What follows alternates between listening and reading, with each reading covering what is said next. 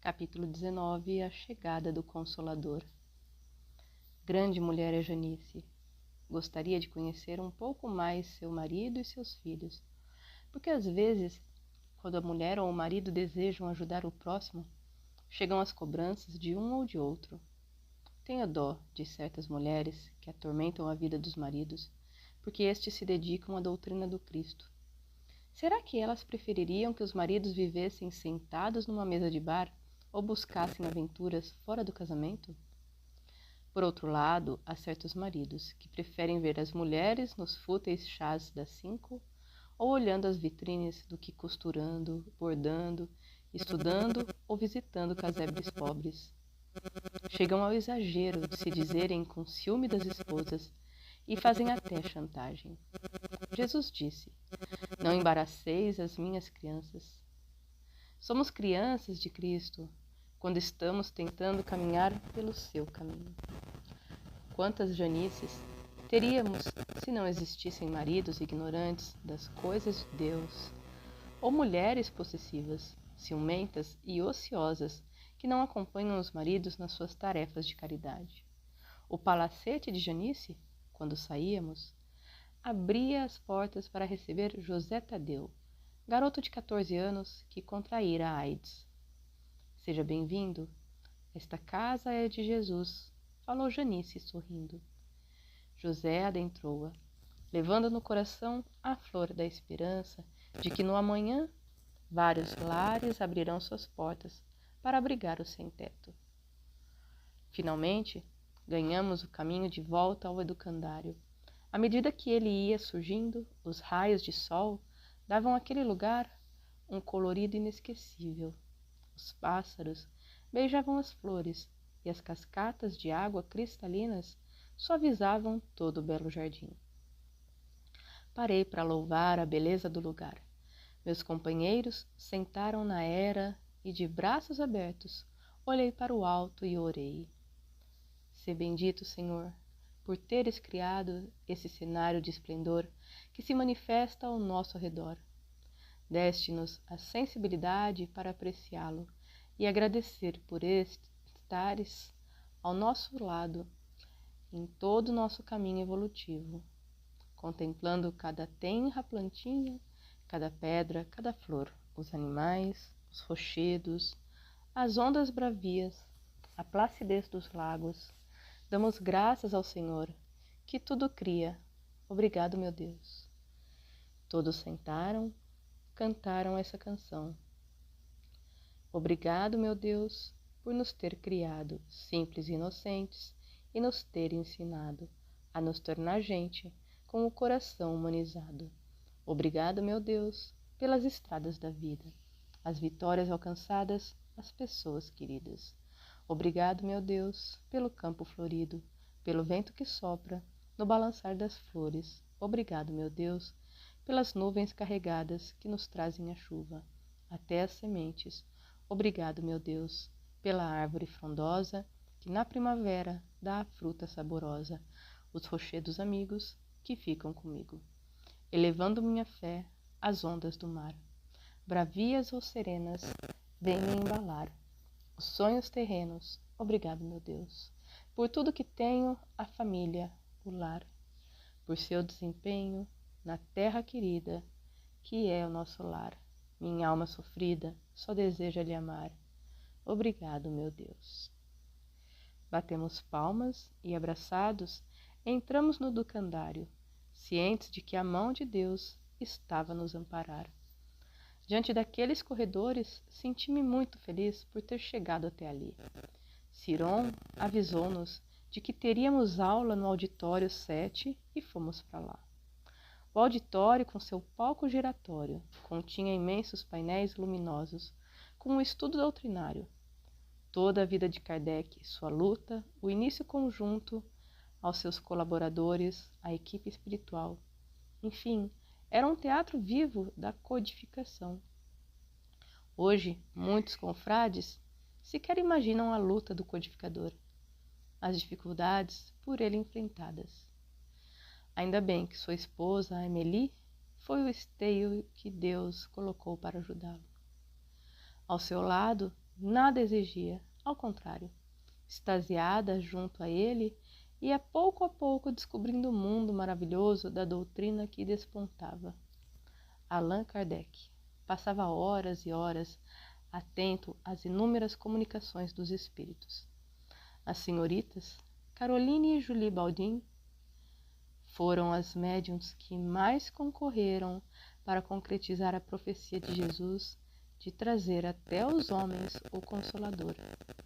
A senhorita Ruth Celine Jaffé foi outra grande colaboradora de Allan Kardec, mas ninguém imagina quantas e quantas horas de dedicação foram exigidas a este grande homem e somadas à sua luta para editar o primeiro livro, não só na revisão feita pelos espíritos superiores, como depois para colocar na rua, para o povo, a voz dos espíritos. Quantas pessoas dignas e conscientes da doutrina ajudaram Kardec. No dia 18 de abril de 1857, a luz do mais alto fez com que Paris amanhecesse diferente. Era a espiritualidade maior que fazia da cidade-luz uma cidade cintilante de esclarecimentos doutrinários. Uma nova era iniciava-se. À nossa frente, presenciávamos o livreiro Edouard Dentu, levando até a tipografia a primeira obra espírita, o Livro dos Espíritos. Assistindo ao teatro vivo, pensei, quantos ditos espíritas hoje a nada desejam renunciar, apegados às birras das esposas ou vice-versa, e vão se distanciando da responsabilidade para com a doutrina, para ela chegar até nossas mãos, para que o Consolador estivesse hoje entre nós. Vários homens renunciaram até a sua posição social. Todos os trabalhadores da tipografia de Beaux, em Saint-Germain-en-Laye, receberam do alto as bênçãos como operários de Jesus. À nossa frente, víamos a primeira edição de O Livro dos Espíritos, 18 de abril de 1857. Apresentava-se em formato grande, com 501 perguntas e respectivas respostas contidas nas 3 partes, em que então se dividia a obra. Quando Kardec colocou seu pseudônimo no primeiro livro, orientado pelos espíritos, deixava gravado na história do espiritismo um grande gesto de humildade. Hoje, os médiuns que psicografam tornam-se cada vez mais conhecidos. Mas perguntamos, quantos conhecem os médiuns que ajudaram Kardec? Pensei, como seria bom se hoje também fosse assim. A codificação estava à nossa frente, juntamente com os primeiros simpatizantes do espiritismo, que lá estavam junto a Kardec para pesquisar as causas ocultas do fenômeno das mesas girantes. Muitos livros abordando esse assunto começaram a aparecer e os leitores aumentaram por demais. Víamos Kardec a tudo examinando, tendo muito cuidado para não se deixar envolver pelo fanatismo. Não foi ele, Kardec, o inventor das mesas girantes.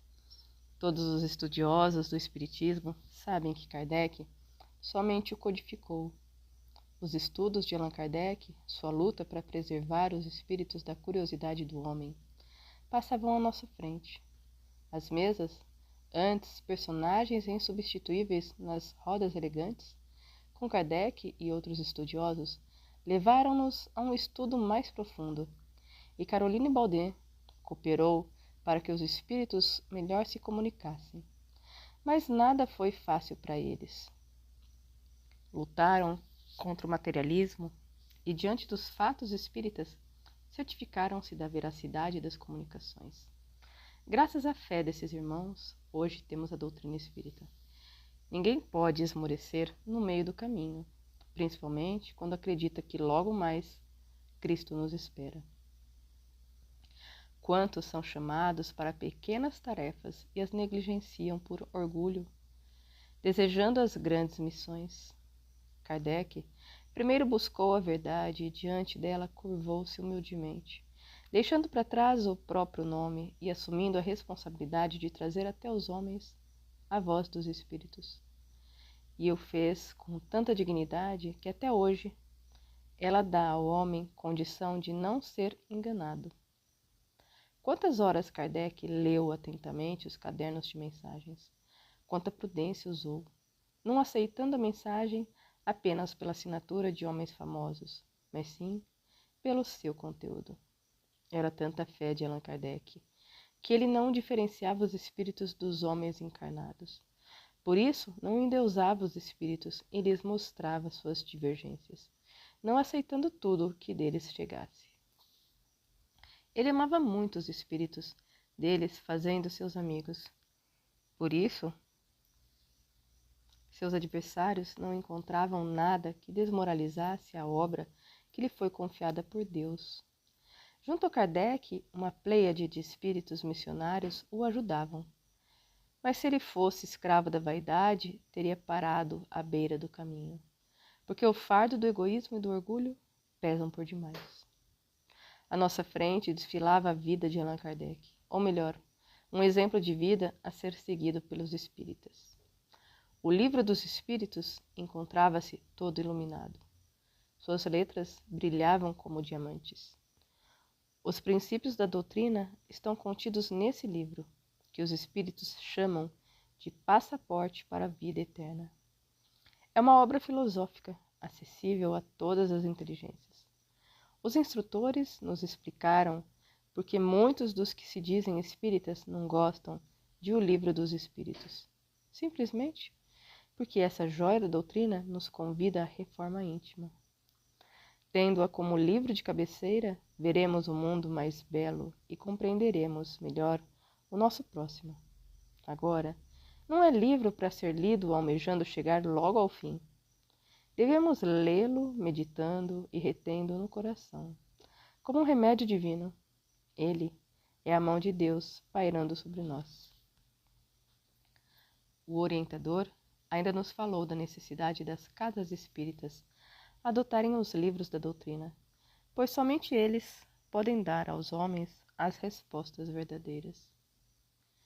Também aprendemos que, antes de Kardec, vários outros precursores existiram, chegando a publicar obras sobre o intercâmbio com o mundo espiritual.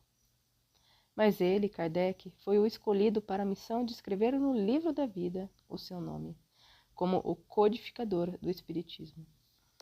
Por isso, é errado dizermos que Kardec fundou o Espiritismo.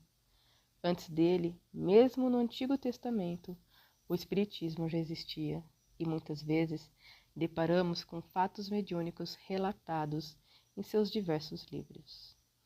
Todavia, Kardec foi quem adotou os termos espírita e espiritismo, e através da doutrina espírita explicou os fatos que os espíritos apresentavam ao mundo. A mediunidade tornou-se não um fato, mas uma tarefa, que pode tornar-se até gloriosa, desde que o médium estude as obras básicas. Kardec, analisando os ditados dos espíritos, foi construindo o edifício do amor, que hoje abriga muitas almas. Edifício este que são as casas espíritas com bases sólidas na codificação. Foi ele que, com simplicidade, nos forneceu os livros que deram ao homem condição de conhecer o mundo dos espíritos sem ir contra as leis de Deus, cuja proibição desse intercâmbio se encontra no Levítico. Allan Kardec nos ensinou a procurarmos a verdade e, diante dela, o respeito às coisas espirituais. Se ontem era proibido o contato com os mortos, o codificador buscou em Jesus a verdade e, estudando com afinco, viu ser possível a comunicação sem desrespeitar as leis divinas, pois Jesus, o grande precursor da doutrina, expulsava os trevosos, sem rituais nem palavreado decorado, com amor e conhecimento do mundo espiritual. Ele os elucidava. Kardec recebeu do Espírito da Verdade toda a orientação de como devemos entrelaçar os dois mundos, sendo Jesus também aquele que levou os apóstolos para o Monte Tabor. Ali realizou a primeira reunião mediúnica disciplinada, ao conversar com Moisés e Elias. Ao recordar esse fato, vemos que Jesus não só anunciou o Consolador, como também viveu uma vida espírita. Continuamos presenciando a difícil tarefa de Allan Kardec, que muitas vezes se viu desiludido, mas mesmo assim lutou como um gigante da fé para cumprir a sua missão de deixar para os homens, prisioneiros num corpo físico, a visão da vida espiritual. Muito se falou ainda naquele belo lugar, onde o meu espírito engrandecia-se pelos inúmeros ensinamentos. Depois da prece, foi encerrada a aula. Demorei a sair e, quando fiz, Luanda me esperava junto a Ciron, Arlene e Tomás. Que beleza, comentei. Hoje, muitos dos que se julgam injustiçados não podem avaliar o que Kardec enfrentou. É mesmo, hein? Falou Luanda. Todos os missionários lutam com dificuldades. E mais fácil dizer que não se crê em nada do que lutar por um ideal. O educandário é uma fonte de luz. Parece que de uma das suas paredes brotam os livros espíritas. Tomás comentou. Muitos dos que se dizem espíritas, Luiz, param ao se defrontar com o primeiro obstáculo, sem saber quanto lutaram os pioneiros da doutrina. Se hoje ainda existem preconceitos contra o espiritismo, imaginemos no ontem as dificuldades que tiveram de enfrentar. Algumas pessoas chegam à casa espírita e não desejam seguir os seus ensinamentos. Estudar a doutrina? Julgam perda de tempo. O que desejam é participar logo de grupos mediúnicos, mas ninguém pode participar deles sem uma boa base doutrinária. Precisa haver uma mudança radical no modo de pensar dessas pessoas. Como assim? Perguntei. Os adultos, ao chegarem ao centro, têm de ser tratados como fazemos com as crianças, evangelizá-los. Sem evangelização, eles não deixarão a capa do orgulho. Capa essa que pode levá-los a vexames. Tomás, e as casas de família que estão formando grupos mediúnicos? Deus as ajude, que a proteção dele as cubra de bênçãos do bom senso. Os espíritos sopram onde querem. Todos ouvem a sua voz, entretanto, para nos tornarmos seus portas-vozes, temos de lutar para possuir a dignidade.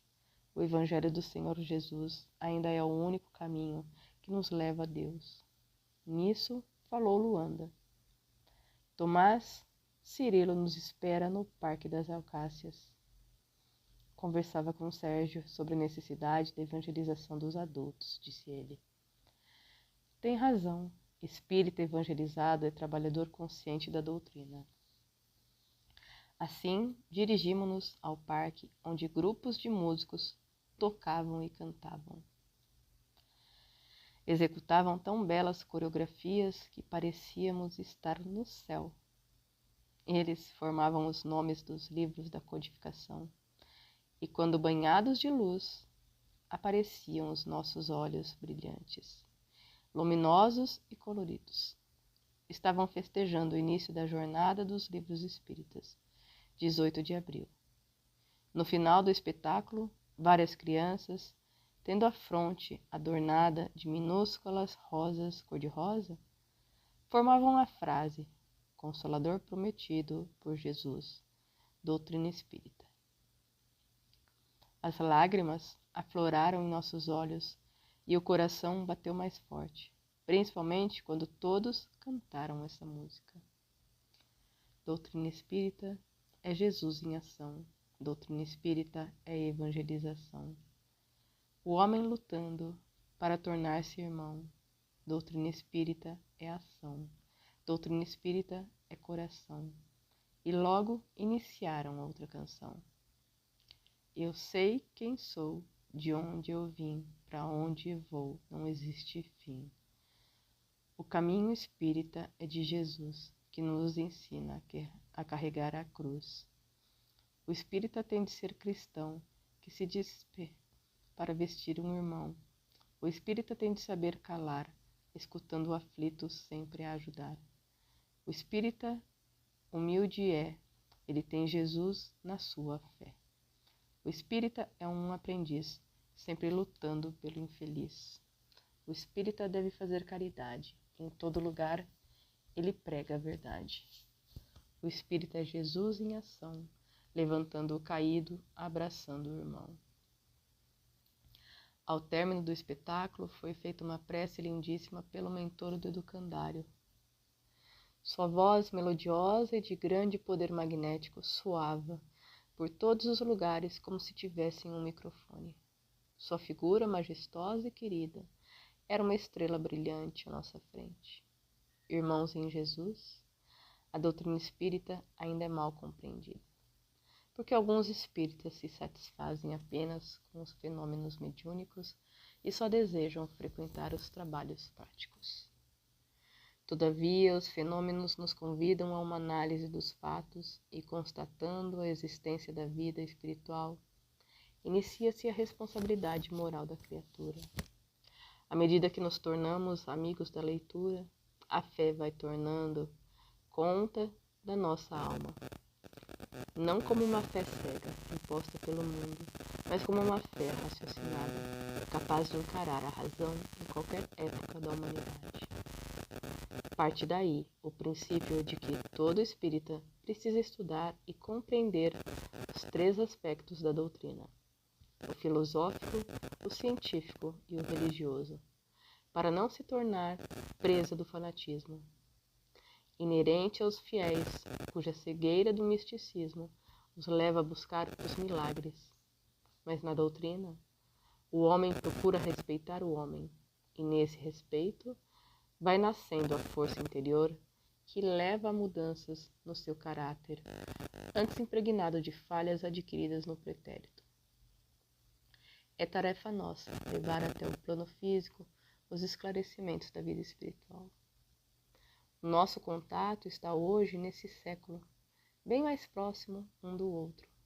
O plano espiritual e o físico estão quase se fundindo em um só, pela aproximação que breve se dará. Não podemos mais perder tempo, precisamos elucidar o encarnado. Esse trabalho não está sendo só dos espíritas. Está sendo realizado também em quase todas as igrejas que se dizem cristãs. Porque os obreiros são poucos, as vozes dos espíritos que estão indo em busca dos cooperadores em toda parte, onde se encontre quem deseje ouvi-los, sem importar a que religião pertença.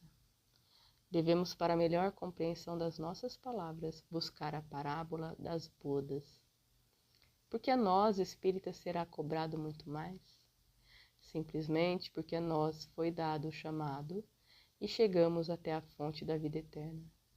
Depois de saciada a sede, não é justo negligenciar a fonte e relegá-la ao abandono.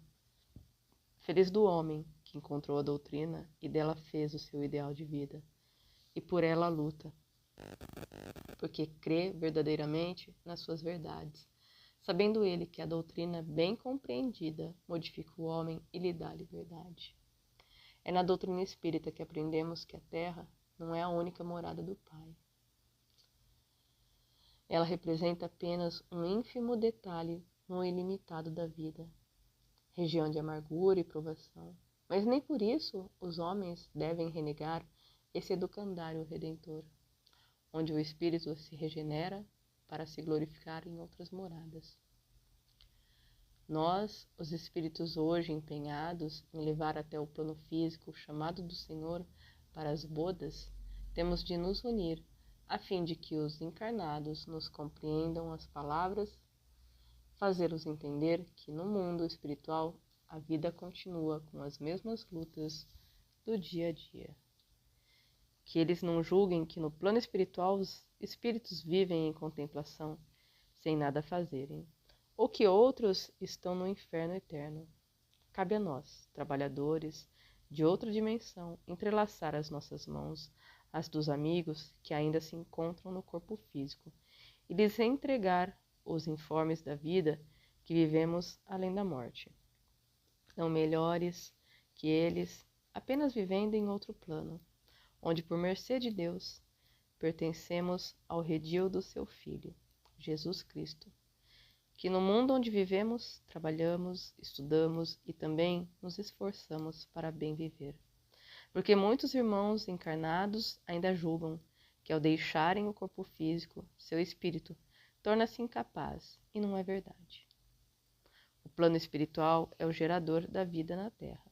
Aqui lutamos também pelo sustento dos nossos espíritos, todavia com mais justiça. Espero que cada um de vocês que aqui chegaram faça acender a luz em cada consciência que ainda distante se encontre das coisas espirituais. Os que trabalham no livro espírita devem evitar os aplausos pessoais, pois o verdadeiro obreiro é aquele que serve em silêncio ao seu Senhor. Que ele, o querido Mestre, seja hoje e sempre o nosso caminho de verdade. Terminada a prece, o orientador retirou-se. Luiz, tive vontade de aplaudir, comentou Ciron. E eu, o que digo? Quase me levantei para dizer a ele, beijo teus pés, não porque sou humilde, mas porque te amo. A quem amas? Perguntou Arlene. A você, querida, a você. Todos riram. Estávamos felizes. Como é bom a gente ouvir coisas boas e elucidativas. Quantas palavras lindas e proveitosas. E ainda existe quem brigue nos centros espíritas, julgando-se o dono da verdade. Só quero ver a cara desse irmão na hora da chegada aqui. Cara de susto, falou Luanda, porque o orgulho o fez pensar que era melhor de todos. E desde que pensamos assim, mostramos a pequenez do nosso caráter. É mesmo, Luanda. É muito triste defrontarmos-nos com espíritas vaidosos que se julgam os donos da doutrina. E cada vez mais ela se distancia deles. Porque, por melhor que seja o perfume, não consegue abafar o odor infecto do orgulho e do egoísmo. E o perfume da doutrina não fica em corações repletos de intrigas e calúnias. Que os doutores da lei se cuidem. Os umbrais estão lotados de falsos profetas.